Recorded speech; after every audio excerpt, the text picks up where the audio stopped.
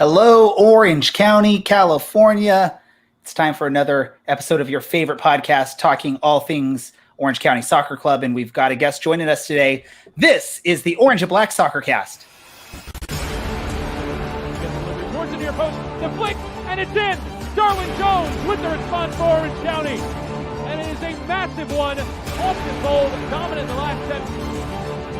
Forrester in the middle now, gets around a few defenders. Forrester with the outside right foot. What a strike by Harry Forrester. It's the opening goal for Orange County.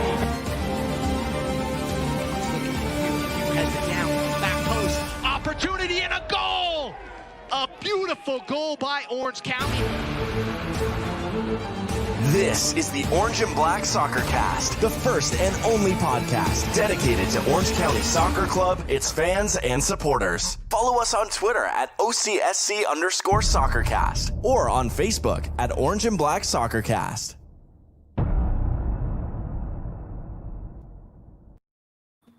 How's it going, Orange County? Welcome to another episode of the Orange and Black Soccer Cast, presented by Roughneck Scarves and Icarus FC. We are the first and only podcast dedicated to Orange County Soccer Club, its fans, and supporters. I'm your host, Ray Samora, and I'm with you pretty much each and every episode as we discuss all things Orange County Soccer Club. Joining us as he does each and every week, each and every episode since day one, we've got Dylan from Counterline Coalition. Dylan, how's it going?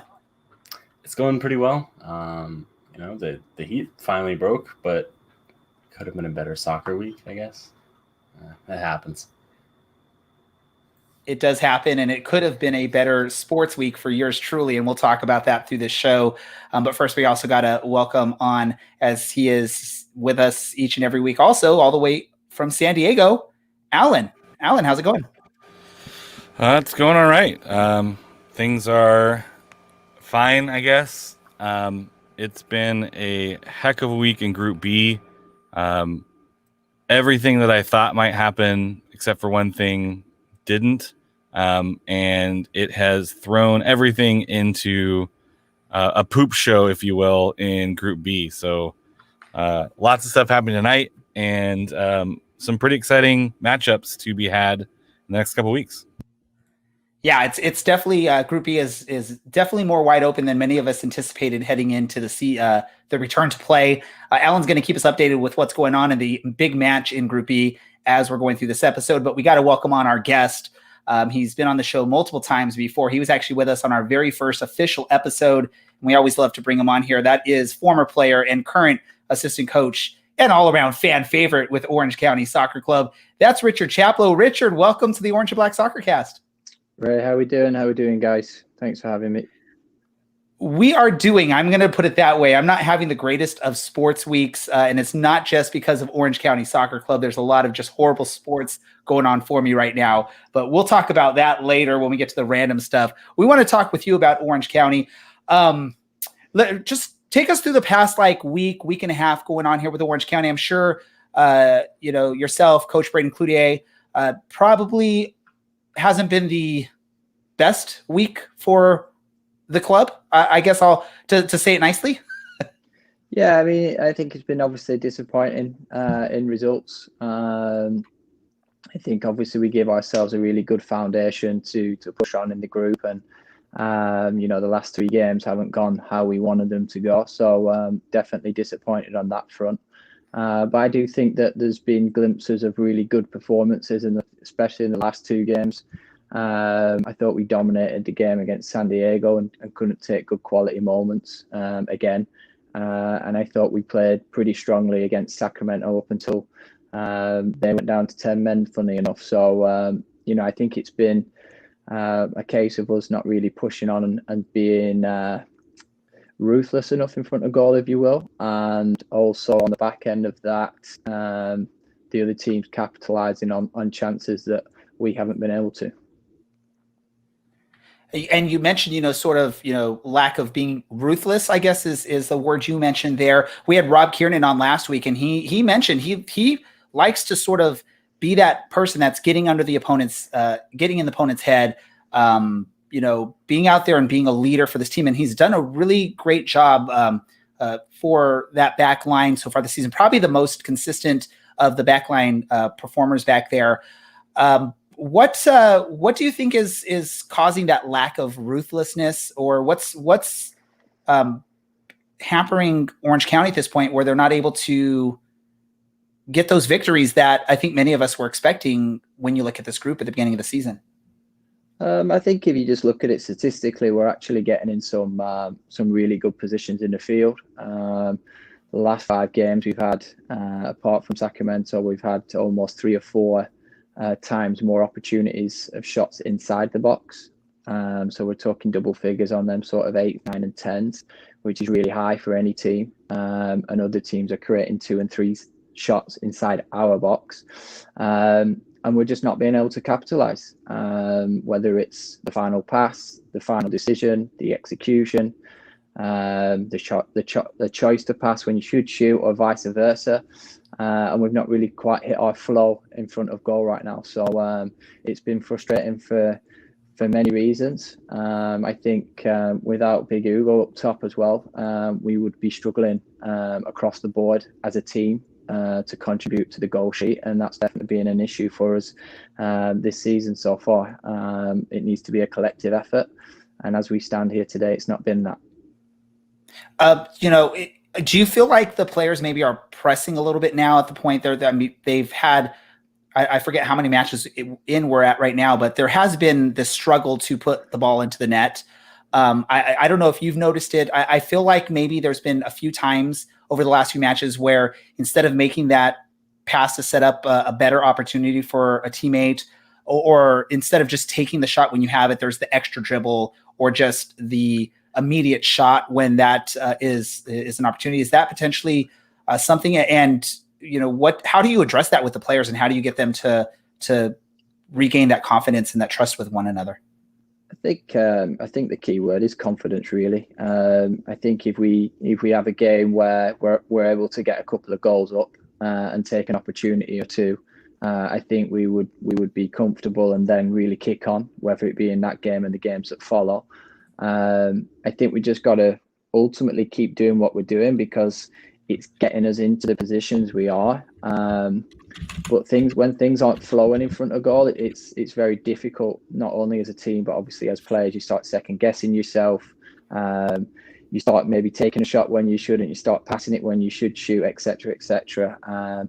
But we have faith within the group that we can work hard. We actually have the opportunity this week to work with the team a little bit, something we haven't had the opportunity to do at all in the last sort of 6 weeks, 7 weeks. It's been absolutely crazy, manic. We've been struggling also to get a flow within the group in fitness. Obviously, the return to play brings its own challenges. We all knew that was going to be the case, and it's definitely given us some problems on the injury side of things. So consistency within the roster has been a challenge as well, and that can sort of stem the flow a little bit in how we want to play. But I think also it's played against us in a little bit that we've had moments where we have so much time and we have so much of an overload on the opponent, whether it be 4 of our guys on 3 of theirs or 3v2s, that at times that can play against you, because you think you have that extra a bit of time to play the pass, and sometimes you're not taking them shots early enough. But like I said, we're getting in these quality positions, and we just got to keep plugging away and hope that we can start capitalizing them. Obviously, we're running out of time, so to speak, and I think before I came on the show, Vegas were currently 2-1 up, but I saw Galaxy literally just equalised 2-2 in that, and that's epitomises really from that performance I've just seen from Galaxy what we've been going through a little bit. I think Vegas have pretty much dominated the game, but they find themselves 2-2. So it's about taking your chances. It's about obviously believing inside the group that we have the quality, and I'm pretty confident we do. But we just need to start taking them chances now, and hopefully that will then deliver the results we're all eager to see. So you mentioned having a little bit more time this week to work with the team in actual training, having quite a few days off. or quite a few days in between matches for the first time in a while.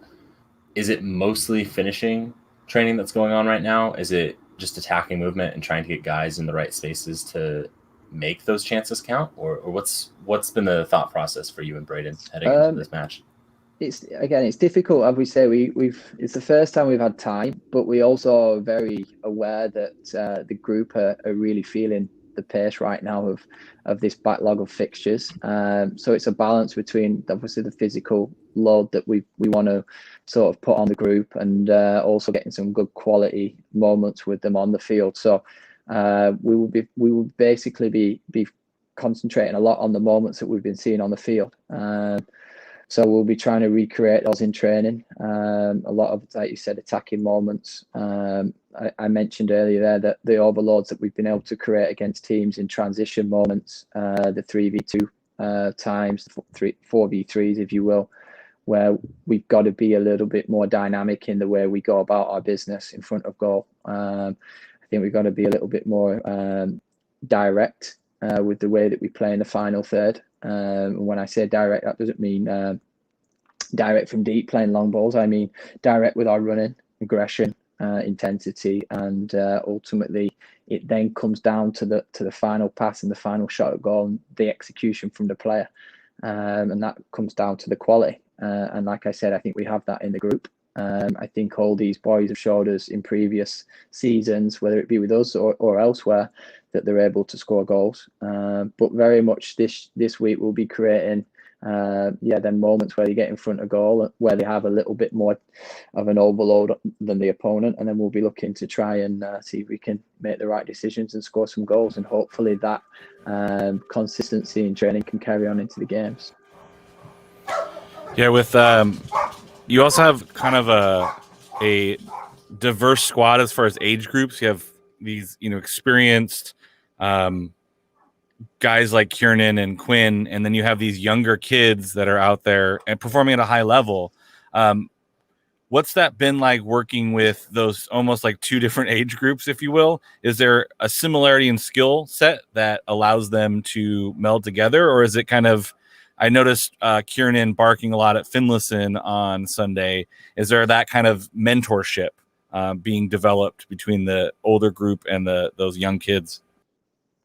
Yeah, I mean, I wouldn't class 18 as particularly young. I was playing in the championship at 18, and obviously that's why I played over 400 games. But I mean, in respect to American players, it's young. But in respect to a European player, it's actually not that young. So these guys, Danny Finlayson, Cammy Palmer, they're in an absolute elite environment at Glasgow Rangers. It's as good as you can probably get.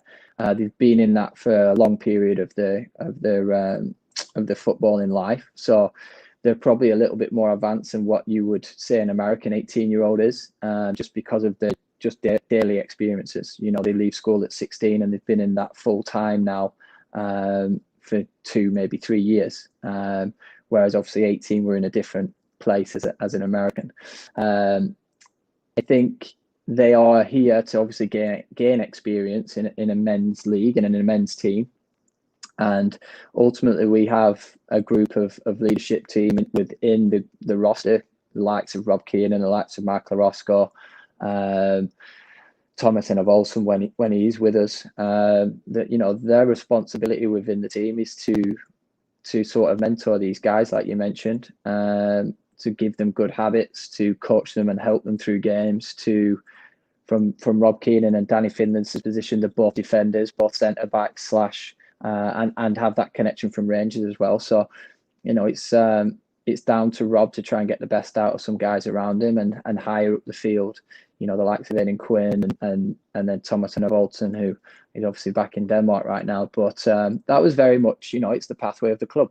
We want to produce local young talent, and we want to push them on and give them a pathway to the absolute best opportunities, whether it be in America or abroad. And we knew that was going to be part of the challenge again this year, and it always is. But like I said, when I made my debut in England, it was the exact same. I had a mentor in that team as well, and he never let me get away with an easy ride in games or in training, and that's part of the learning curve for these guys. nothing should be given to them. Everything needs to be earned. They'll have some good moments. They'll have some bad moments. Just got a visitor there. Sorry, that's my son Milo creeping in with his Orange County shirt on, by the way. Yeah, that's part of it is. And then on the flip side, we have someone that's really, really young that's played some minutes in Kobe Henry, who's done fantastic. And we're really pleased to see his progression. And speaking about it's got to be earned and not given, he's gone out there in training and really took the bull by the horns, and he's been able to, when we've needed him, come into the team and perform, and we were absolutely delighted with Kobe on that front. I know, yeah, an exciting thing as an Orange County fan, you're going to see some of these younger players getting some opportunities with the club. And, 3, 4, 5, 6 years down the line, we're going to see them playing in bigger moments, either for the U.S. national team or for bigger clubs. And we're going to be able to look back and say, those were some of they got their start with Orange County, which is pretty awesome. And they got their start there learning from you, the other players, from Coach Braden Cloutier. You mentioned England. Let's get away from the seriousness of what we've been asking you so far. I want to ask you a quick question, and I'm going to get a pushback probably from my co-host because everyone knows I'm a huge Tottenham fan. There's been some really crazy news going on in England, in Spain, about potential return of Gareth Bale leaving Madrid, maybe coming to Man U, maybe going to Tottenham. If you were a betting man, let me ask you, if you were a betting man a week from today, where is Gareth Bale going to be? What jersey is he going to be wearing a week from now? The Real Madrid. I don't know. I think obviously I had the pleasure of playing with Bale and at Southampton. He was young at the time. He was actually, we'd just been speaking about young guys, right? Because Gareth might have just been turned 16 when he was training with me at Southampton and in the first team there, and then obviously goes on to have a stellar sort of 2 years and sign for Tottenham. Gareth likes his golf, so it depends if they can pry him away from the golf course, really. And I think also he's been a bit of he's obviously a top quality player, but my concern with him going to Tottenham or Man United, obviously, and being a mainstay in them teams would kind of consistently churn out performances in the Premier League on a fitness basis, because I think we all know he's a little bit brittle, unfortunately, because he absolutely exploded on the scene, obviously at Tottenham in the end, and after a tough start, and then obviously went to Real Madrid and blew up as well. So I'd love to see him back in England. If I had to pick the one, I would probably see him. It looks like more like, should I say? It probably looks like Jose's got his man. And then let me just say this, because you have this you know the guy, right? Maybe you can pry him and get him over to Orange County at some point. I would say I know him well enough to convince him to get to Orange County. But sell him on the weather and the golf courses we have. Well, I would do, but it's very smoky outside right now, so it's not the best postcard to send back. But no, obviously a top talent. I wish him well, and it would be nice to see him back in the Premier League, because that's predominantly what I'm watching, as we see, as an Englishman. Let me just ask you: do you have any last words or any comments or anything you want to share with the fans before we let you head off for the evening?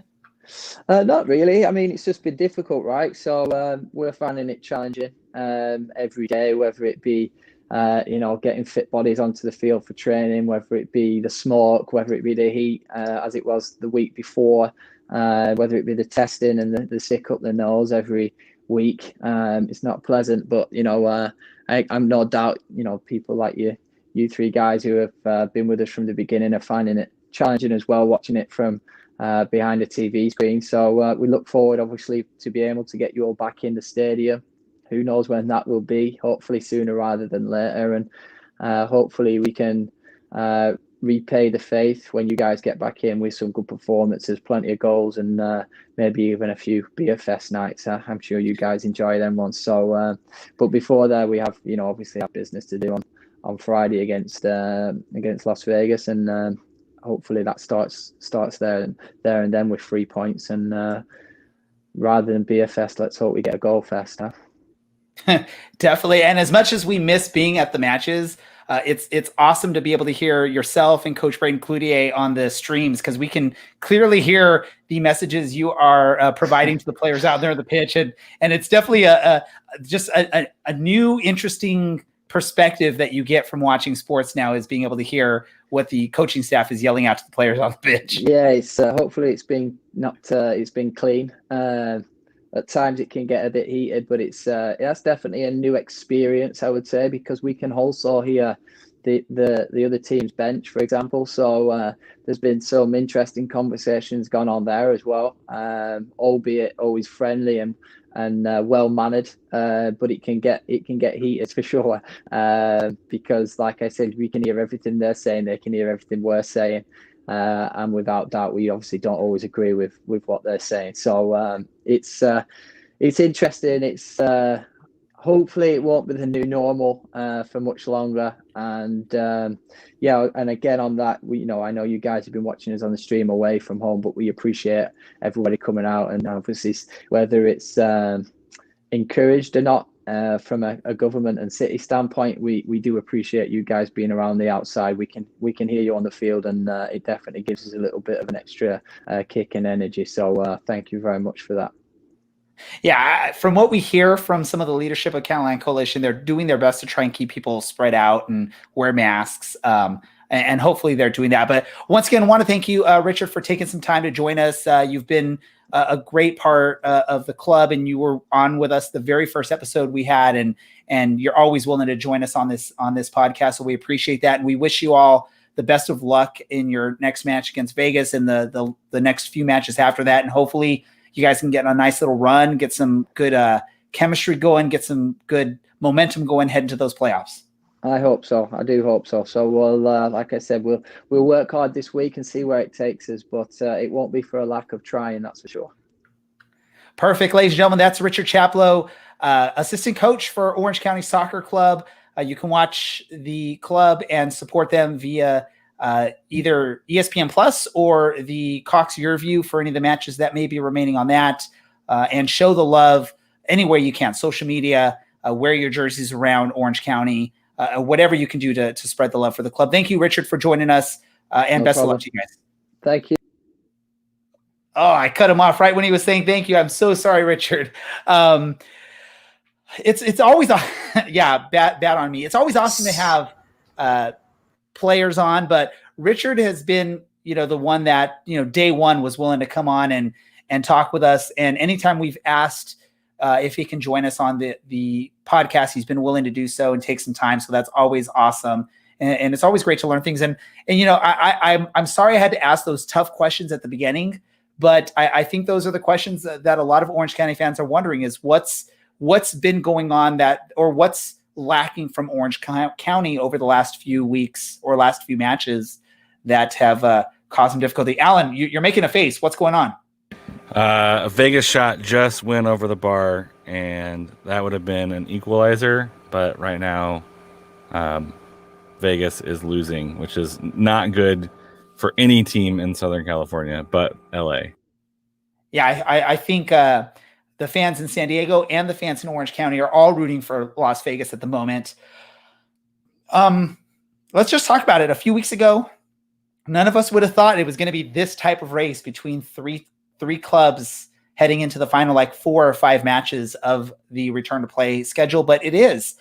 And Orange County is sitting in a position where they're going to have to rely on others to help them out. I don't think the way things are looking right now, it looks like they're going to need some help if they're going to want to be able to push to make playoffs. Now, obviously they have to take care of their business, which it sounds like Richard and Coach Braden Cloutier are aware of, and they're hoping to try and get that instilled into the players' minds heading into these final few matches. But is where Orange County is right now, and we'll talk about the matches this past week, but I want to get a quick answer from you guys, is where Orange County is right now in Group B and the way the season's going, is it a disappointment? Dylan, I'll go to you first. Yeah, 4th place in a group of Vegas and Los Dos. Yeah. Orange County should be in 2nd place right now, if not 1st. This is very bad. Well, especially with Orange County, the first, couple matches return to play, they were very dominant against a Phoenix team that everyone looked at as that is the top team in Group B. We were making the argument maybe heading into the return to play that Orange County has just as deep a team, maybe not deeper in certain areas as Phoenix, but it didn't quite end up where we are now. Alan, really quick, disappointing where Orange County is right now? You have to be. Regardless of how you feel about the season starting, where you think that they might end up, the fact that they're in a conversation of will they make the playoffs is not something that Orange County going into the season wanted to be. There's still lots to play for and lots to happen. You want other teams to take care of business to put you in a better position. But I think ultimately you're on the outside looking in right now. That's got to be a disappointment. Yeah, I definitely agree on that. Again, heading into this return to play, we were all looking at it as a 2-team race with potentially San Diego putting up a little bit of a fight for the season. But I think we were all looking at the rosters, looking at the teams, the schedules, and thinking it's really Orange County and Phoenix's positions to lose at the top 2. And now Orange County's, again, they're in for a fight. And since we've been around as a podcast, Orange County has made the playoffs. This is now something we're sort of in uncharted territory as a podcast, where Orange County is looking at, they're on the outside looking in.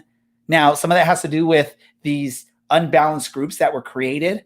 Group A is pretty much just a gifting Reno and Sacramento a playoff spot. But it's difficult. It's difficult to look at. Let's talk about these matches that happened this past week. The first one we'll talk about is the Sacramento match. Orange County was looking pretty good. I think Richard Chaplow was talking about it. They were dominating the match for the most part, or at least looking really good, until the Sacramento player takes a swipe at the boot of, I can't remember who it was off the top of my head. DJ Darwin Jones. Gets a red card, makes that, does what all soccer players do when they get a red card. What, me? Oh my gosh, I didn't do that. But I think all of us can agree, and I would assume Sacramento fans can agree, the way that played out and the swipe, and it was just a straight swipe at an ankle. It's a red card, right? Let me go to you first, Alan. Yeah, 0 attempt to play the ball. The ball is already gone, and he takes a giant hack at the shin. I don't have any problem with that being a red card. He just straight up just kicks him. And if he's going for the ball, sure. If it's a professional foul, like you're trying to take him down to stop an attack, and you kind of clip his foot so he stumbles, that's one thing. But when you're taking just a swipe at someone's shin, is like pretty good wind up and follow through. It's hard to see anything but red. It started out so well, like with the highlights right now with, getting that goal. And, that's a goal where things are going right. It's going to go in. And maybe Okoli overthinks things. That's the problem. But yeah, Orange County was the better team for a lot of that game. And you go up a man on a pretty nasty red card. You think that would fire the team up to go and just destroy him. But that red card seemed to awaken the beast of Sacramento. You see this all the time in sports, whether it's basketball and like a coach or a player getting ejected, or in baseball when the manager does, the whole temper tantrum and kicks dirt onto the mound or to the home plate, and then, gets ejected, and then the team sort of rallies back. It seemed to be what happened here with Sacramento after the red card. What do you think, Dylan? Happens a lot at this level. We see it pretty constantly. A team might have their backs against the wall and they pick up a red card, whether it be 2 yellows or a bad foul or just some kind of classless play like this. And, the other 10 guys go, okay, I'm not getting a free ride out of this match anymore. I need to step up. And they do that. And that's what Sacramento did. And I think we've looked at it quite a few times this season. If you score a goal in the first 10 minutes, and it's the only goal you score, you're not going to win that match. Teams have taken a lot of time to build into matches with the chaos of the season and the quick turnarounds. Some teams take 20, 30 minutes to build into a match. We've seen Orange County do that multiple times this year. And you don't make the rest of them count, and you switch off in defense, for an hour, really. 30 minutes in, we make our first mistake, and then it's really our backs for against the wall. And I think we would have looked a little bit better had one of our players get sent off. But, it's the nature of the beast, right? And then you only get a couple days to turn around and try and bounce back against San Diego and try and make something happen. But you can't address any of those issues when you have 3-4 days between a match. You just kind of go for it and hope you can get something out of the next one. So is it disappointing? I mean, I just feel, and I can't really recall like for certain, but I just feel like there's this, once something sort of goes wrong in a match for this team, they sort of buckle a little bit. Or maybe this is just me just getting off watching the LA Clippers drop 3 straight and basically 3 straight where they're leading at halftime and drop them all. So maybe that my mind's just right there. But I feel like Orange County has done a few times this year where it starts to go bad, and instead of patching the injury, they just let the injury just explode and things go downhill for them. Is that am I thinking correctly, or is it me just getting over watching the Clippers? That was a weird metaphor. It was. I apologize. Alan, what do you think? I mean, I'm not sure if it's time yet to quite push the panic button. Like, I'm looking at if San Diego wins every game that they play but the games against Phoenix. LA wins every game but the games they play against Phoenix, San Diego, Orange County. Like, Orange County is still in the driver's seat. Like, Orange County needs to beat LA. And they don't even have, like not getting points against Phoenix and Orange County winning. You're looking at 27 points. San Diego has to play Phoenix twice, and Orange County has a game in hand. Yes, LA has a game in hand before tonight. After tonight, they'll just be 3 points ahead. But you also get to play them, and their schedule is San Diego on next Wednesday, Vegas on the road, LA or Orange County at home, and then Phoenix on the road. Like, there's still a gap there that if Orange County can figure themselves out, because it's not like Richard Chaplow said it great. They're creating chances. There were tons of chances on Sunday, and against Sacramento as well. They're just not finishing. And if you're putting yourself in a good position and you have the talent that Orange County does, those goals will come, and they should come. And they have a chance of getting 9 more points, which puts them at 27. And that is a pretty good chance of getting into a playoff spot. The first tiebreaker is wins. So you got to win a couple games in there, and then you might have a tiebreaker over LA, even with a goal differential, because right now they're -2. So there's still a pathway there. It's not time to say and give up on the season. There's still a path there. LA's got the better path, but Orange County can still take care of business and still get into that second place. So let's talk about this match against San Diego. After the collapse, for those not watching the live stream, you just missed an amazing moment there from Dylan head banging his headphones into the ground. After the disappointing collapse in Sacramento, you had to look at going to San Diego. It's a must win at that point when you're looking at the season. And it didn't quite go the way Orange County and their fans were hoping for. Before we get into the match, let's talk about the officiating in this match. I think I'm not quoting Dylan precisely, but I swear on our text thread, he mentioned that this was the worst officiating that he has seen. Dylan's looking it up to read it. What was it, Dylan? That was a couple of weeks ago, I'm sure. That was the original match against San Diego. This one started very poorly. I will give you that. But like Alan said on our podcast last week or 2 weeks ago, if you're looking for one refereeing decision to be whether or not you get a result, the difference maker there, things didn't go to plan. Orange County took 12 shots this match. 2 of those were on target. Let's not talk about the shots, because the shots were not even great from Orange County in this match. I think there was one where Ugo Coley should have scored and pushed it to the left or something of that nature. Darwin Jones making an excellent save. I mean, those games happen, and when they happen on the back of dropping all 3 points against a side with 10 men, it feels really, really bad. But no, Orange County just was really off the mark. And then you see Alejandro Guido, that's why he's in all of my FM teams. He's a good player.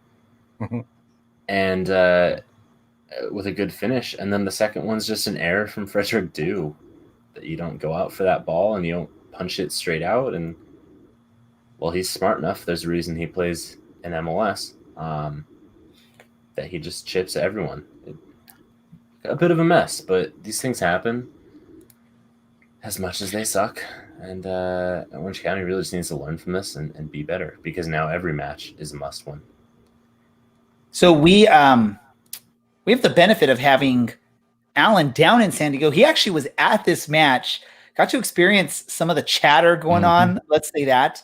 I know there was a few very controversial calls on the pitch, including a called penalty that was waved off, and basically called nothing and given back to San Diego. I was wondering in that moment, why did San Diego get the ball in that moment?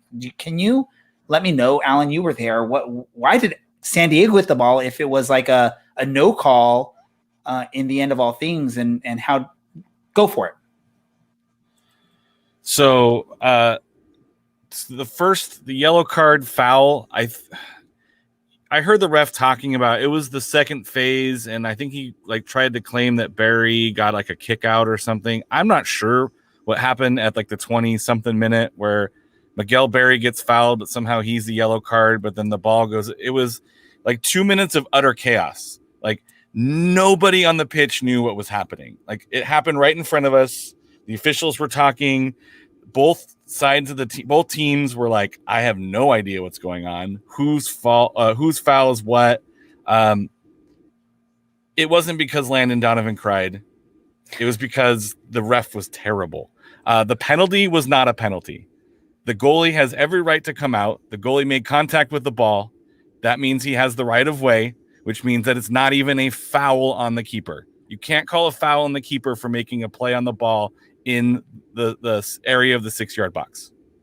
And that's not a penalty. That ref was terrible when it came to, he shouldn't have called that penalty. He shouldn't have given the card. I think I saw there was an offside on Oloski that got called back. Yeah. Also another terrible call.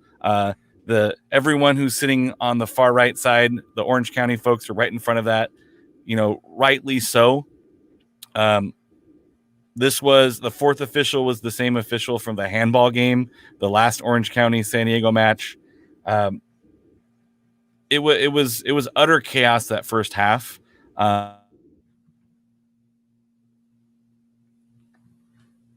Right in the middle of an amazing monologue. It makes it look bad. It makes. I mean, it makes everything. It makes the game hard to watch because you're not sure. If the right things are going to get called, and then, except he didn't make a play on the ball. The goalie didn't get the ball in the Vegas game. The ball went through his legs, so he didn't get a ball. He didn't get the ball. Rewatch the game, Chad. The keeper hits the ball away. The ball goes off to the side, off of the keeper's legs. We're getting Alan riled up here. We're getting Alan riled up. Hey, and that's a save, which means he can clear out the player. Let me say this. I'm glad Okoli's fine. Let me just ask this, because you were at the game again, Alan. That first goal, I texted you two on this. It looks like the San Diego player just phantom slide tackles, gets in the way of Cammie Palmer, who is trailing the scorer, and then it's a wide open shot for the guy.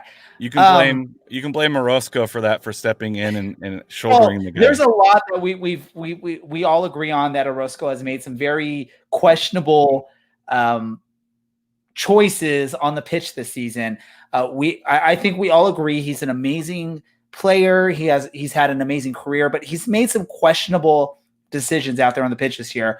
But how is that phantom slide tackle by the offensive player that gets in the way of the defender? How is that not some sort of foul that calls off that goal? That was my wonder. I know I also tweeted a picture of the Alosky, where I was saying it should have been a red card on our thing. I'm not even going to talk about that because I think no one agrees with me on that, so I'm not going to bring that up. But how does an offensive player slide tackling the defender that has to jump over it, and it's the defender that has the best chance of stopping the goal, how does that not get called back?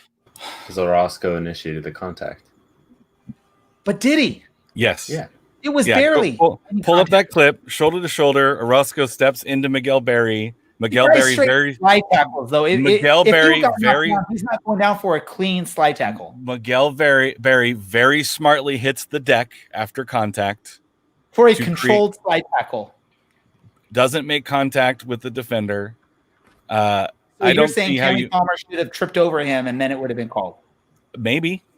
With that official, that a fair shout. With that official, Barry could have been sent off for that. Who knows? So Anything could have happened. With that official, next time you're in that situation, per Allen, and it sounds like per Dylan, Cammie, if you're in that situation in the future, just keep running straight. Don't jump. Just let that guy trip you, so that way the call gets made. Pretend you're Harry Kane in the box, leave a trailing leg, fall over it, and see what you get. I think that's what Miguel Berry was essentially doing. Contact, hit the deck. You might get a free kick out of it. With this ref, who knows? You could have gotten a red card on that play. Like, who knows? In the end, Orange County should have won this match. I'm sure, Alan, as a San Diegoan, you are excited about the win. That's not it. San Diego. Yeah, I think anytime you San Dieguino in. Yeah, I think anytime going into this game, I think you're looking for happy with the draw, excited for a win. I think Orange County is a tough team. And, based on the way they've played them before, they hadn't scored against them. It was a, 2-0 loss and a 0-0 draw. And, you're looking just to get one. The new signings have helped, but I think this was kind of if I would rank the list of wins, you talk about the Real Monarchs or Real Salt Lake or whatever they're called these days. Real Monarchs were selling our team. I think you rank that one up there, and you would have to put this one up. Like, I think this is an important win for the franchise. But like I said, I think Orange County has the talent and is getting themselves into position. Like, Shanakoli brings a ball down in the box and puts it in. The ball, he doesn't push it far wide. He gets the goal like he gets in Sacramento. You're fine. Elijah Martin doesn't race back to the line and he puts it in near post after that Darwin Jones shot. You're fine. Like, there's things I was like, I think San Diego was lucky to get away with the win. I think they got outplayed for long portions of the match. There was tons and tons of counterattacking opportunities, which I think Orange County needs to continue to take advantage of. They're putting themselves in the best position, and they're counterattacking, I think, even better than they did last year. Orange County is doing a lot of things well. It's just the ball's not finding the back of the net for whatever reason. And I don't think it's because they weren't kicking it at the goalie this time. I think they're trying to find those corners, and it's just not working. And when they do, there's a defender there on the post. I think San Diego was lucky to get 3 on this one. Especially after 2 goals. But sometimes soccer is a strange mistress it's a cruel sport where, like I said last time, you can outplay a team for 60 minutes and a couple minutes of good play by their team, and that's the match. These 2 matches were flipped, basically. You can see the growth that San Diego's had, and they look granted, there's a lot of new faces in that side, and those new faces, no disrespect to Elijah Martin and John Kempen, but those new faces are the reason that they've been good. Look at what Miguel Berry has managed. Rubio Rubin and Alejandro Guido. Without those three, this game's probably a cakewalk for Orange County because San Diego has nothing to offer going forward. And outside of those three, they didn't really offer a lot going forward, except for Ben Spencer running into Frederick. I was like, all right, I will fight Ben Spencer, even though he's got like 7 inches and probably like 20 pounds on me. Don't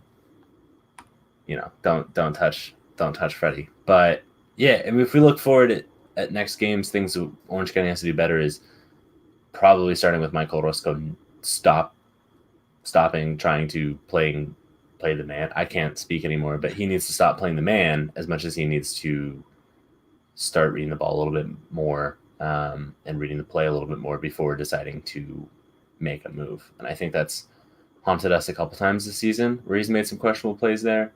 And he does the thing I do in Sunday League all the time where you like step up and the guy does a little turn or a pirouette and then you just try and like stop yourself from getting megged but the ball just rolls by you.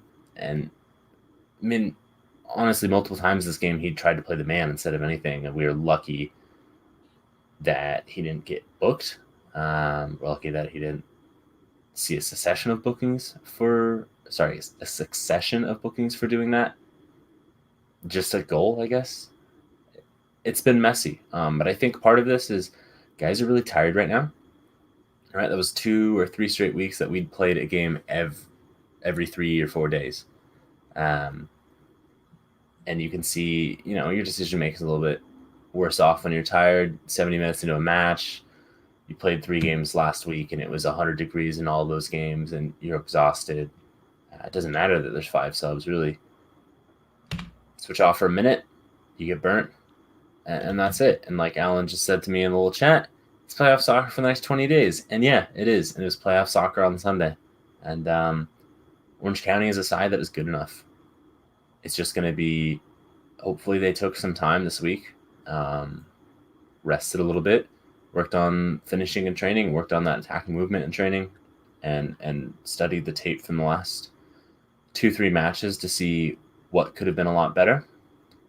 Hopefully they take all of that and move on, and every match from here on out is kind of back to what needs to get done. If you look back in 2018, what we did against St. Louis, what we did against Reno in the playoffs.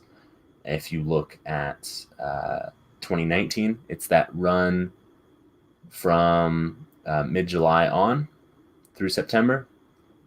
If you look at this season, it's the first 2 matches against Phoenix where everyone knows what their job is, everyone's focused from the start, and everyone holds that focus for 90 minutes. And if we do that, honestly, I think we get back into second place and we see the postseason.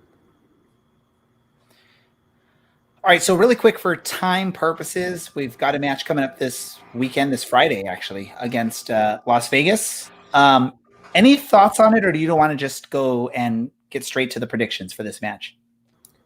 I think Vegas is going to be itching for a result after just losing to Los Dos a few moments ago. But I think also that's going to be a huge blow for their confidence. They had something kind of brewing for a little bit. This is a very big loss to throw away a 2-0 lead.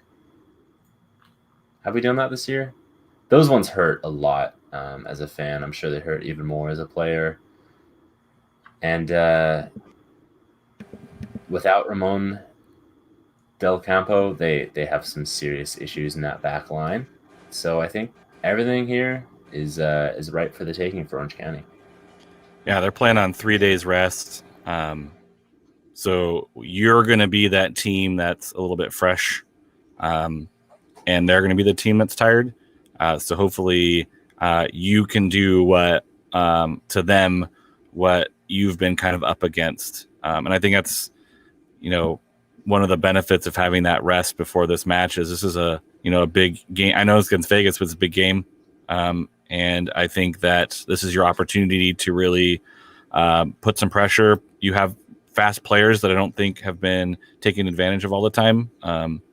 and put them on and just run them ragged. And, you might not get goals right at the beginning, but you run them ragged, you control possession, you counterattack like you can, and you might get a couple goals in the, 60, 70th minute when they're tired, and you are good to go. So who's going to win, Dylan? Orange County 2-0. Alan. Hold on. Wait. Oh, 3-0. 3-0. Ooh. Alan.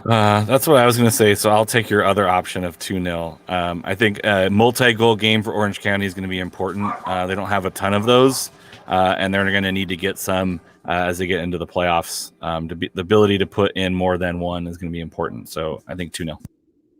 I think someone was agreeing with you on your prediction there, Alan. What do I say? Just do it, man. We need it. We need it. Last year. Wait, whoa. Everyone, you heard Brian Dylan just Milosky. now. He just said, do it. We need it. Brian Do it, Milosky we need it, scores right? this match. Yeah. Just 5-0 Vegas. We need it. Yeah. I think Quinny gets one. I think Cameron Palmer gets one. Palmy. We're gonna start calling him Palmy. Palmy. Maybe we should start calling him Cammy Palmy. Hey. Palmy. Next time you see him, Alan, that's the way you got to address him. You got to address him as Palmy. Let's see if he does it, folks. Who thinks he'll do it, ladies and gentlemen? Let us know on Twitter, on Facebook, anywhere. He just called him Palmy, so he has to do it. It's the rule. You have to do it now because you just did that. Alan looks scared. Yeah. Any have other you seen soccer? the way he tackles people? The kid's a madman. I love it. Doing some NFL MMA stuff, winding up Jordan McCrary. That's going to be a huge asset come playoff time.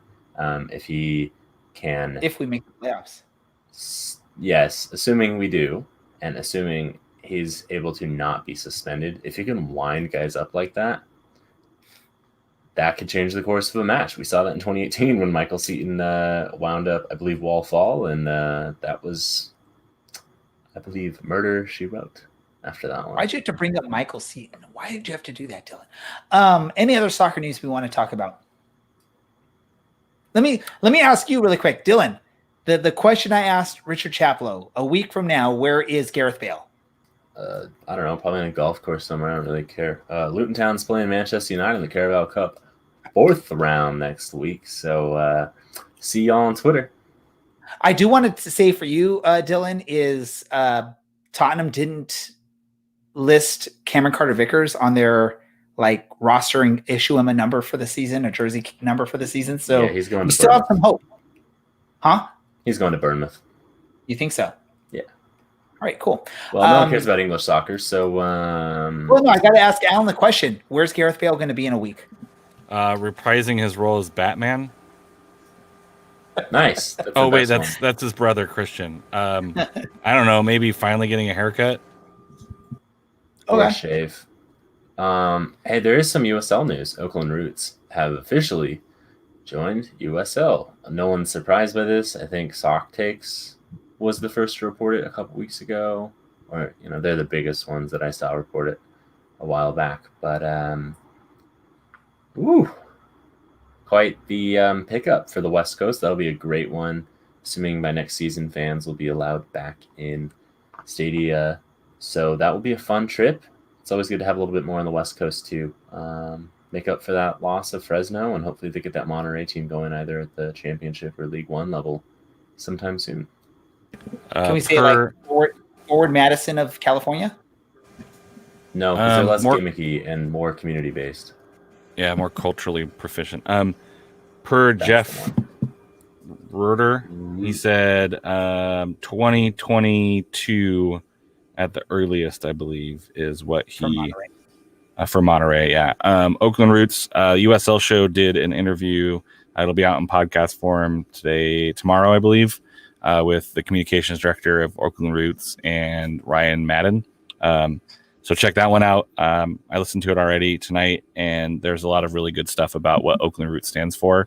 And I think with the landscape around owners and clubs being kind of crappy at times and not community centric, it's really refreshing to have a team like that coming in that I think is going to really kind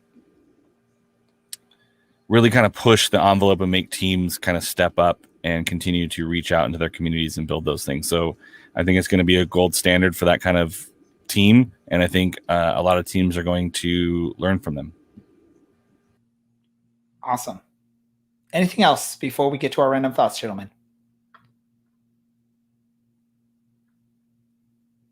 Okay, Dylan, random thought, go. I miss Michael Seaton. No, You tweeted stole over the my weekend, tweet. but You stole my tweet. and well, I said that when we figured he was leaving last year, but I missed that. I think he's I don't know if Ugo really has enough competition at the moment, and I know Mike is rather injury prone with the way he plays. He's more than willing to go crazy to have a shot and have a chance on target. So I know that might have caused some problems this season, but that kind of fight right now is what this team really needs. I hope we find it and we get it, and I hope Ugo is able to find the back of the net again, and I hope Brian finds the back of the net for the first time. Yeah, I miss it. DJ, that'd be great. I miss that insanity mostly. I just miss guys doing crazy stuff to try and score. What about you, Alan? Do you have a random thought to share? Yeah. Ballots are coming out relatively soon, but it's never too late to do some research. Down ballot races are super important to your local communities, and we push a lot of knowing your local community, and soccer is a great vehicle to get in touch with that. But I'm going to encourage you to ignore the presidential race for a minute. It's going to be there. Don't worry about it. And spend some time getting to know some of your candidates down ballot, your community college board, your school board, your city council members, your county boards. A lot of those have a bigger impact in your day-to-day life. So I'm going to encourage you to take some time this week and do a little bit of research about who's running on the tickets down ballot, especially school board races in Orange County are a really big deal. So invest some time into seeing who's running your local school board. And I'll be happy to answer any questions if you have them. But yeah, get to know your down ballot races. Ballots are coming out soon. So start doing research now. Perfect. And as I mentioned last week, my wife is celebrating her 40th birthday this month, and we're doing a bunch of virtual events to celebrate it. One of the things we just did this past weekend was a virtual magic show, which was damn fun. For these two gentlemen did not join us for it. It was an amazing magic show. It's one of those things that makes you think, like, how did he do that? And it was an awesome thing. The magician's name was Eric Wilzig. He performed on America's Got Talent, and the show he put together was a pretty good show. Top rate production for a virtual magic show. It was awesome. So if you're looking for something to do for you and your friends, put an event together, check it out. And before we wrap things up, and I'm going to go to Alan to read off the promo plugs that we have, I'm going to play this quick little promo video from the magician that I hired this past weekend for my wife's birthday. Here you go.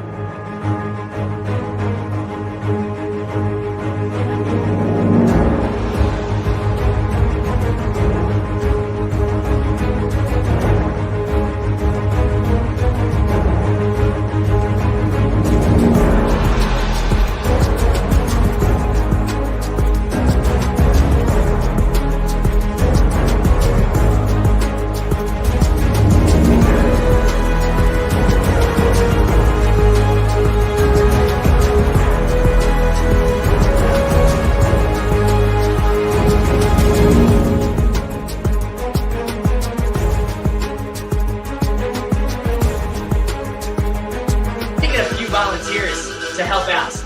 So if you could raise your hands and we'll choose a few people. Mia, name any place in the world. Where do you want to go on this vacation? Name a place out loud. Go. Spain. Spain? And you see I wrote something. My dream vacation is going to Spain.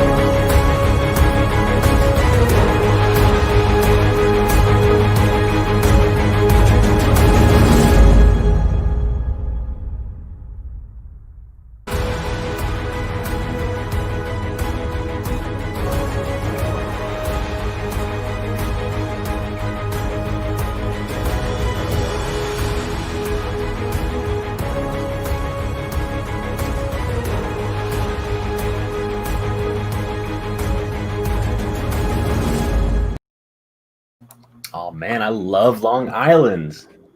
I have sparkling hands too as I read this ad. Just imagine epic music. Thanks